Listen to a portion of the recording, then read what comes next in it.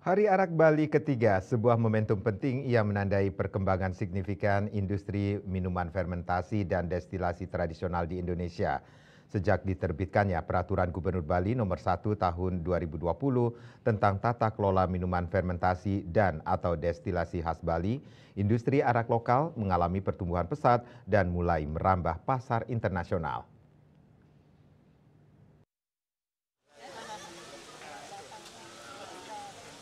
Pembina Asosiasi Tresnaning Arak Brem Bali Gubernur Bali terpilih 2025-2030 Wayan Koster menyatakan bahwa popularitas arak Bali semakin meningkat dan tengah bergerak menuju arah industri.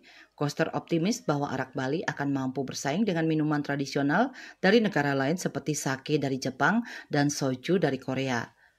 Perkembangan ini tidak hanya berdampak pada peningkatan ekonomi lokal, tetapi juga membuka lapangan kerja baru dan meningkatkan kesejahteraan petani serta perajin arak.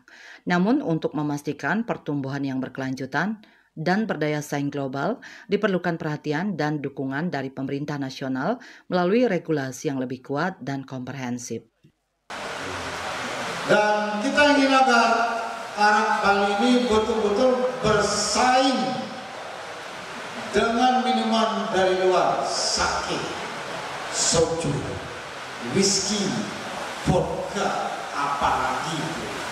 Yang saya coba, saya bukan peminum, tapi untuk meyakinkan bahwa arak itu tidak kalah dengan minuman lainnya, maka saya terpaksa pernah mencoba minum vodka, minum sake, minum soju, minum whisky, terpaksa.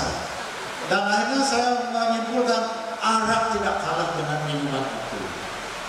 Jadi jangan khawatir. Dan saya memastikan bahwa arak itu materialnya, raw materialnya sangat alami dari pohon-pohon itu. Jadi minum langsung pun dia nggak beracun, dia itu sehat. Dibuat dengan proses tradisional destilasi, bagus banget. Peringatan Hari Arak Bali ketiga ini juga diisi dengan talk show menghadirkan sejumlah narasumber seperti antropolog Universitas Indonesia UI, Raymond Michael Munot, Wakil Rektor Universitas Triatma Mulia Dr. Niluh Putu Agustini Karta, Yoke Darmawan dari Sababai Winery, dan Ketua Bali Tourism Board BTB Ide Bagus Parta Adnyana. Saputra Bali TV.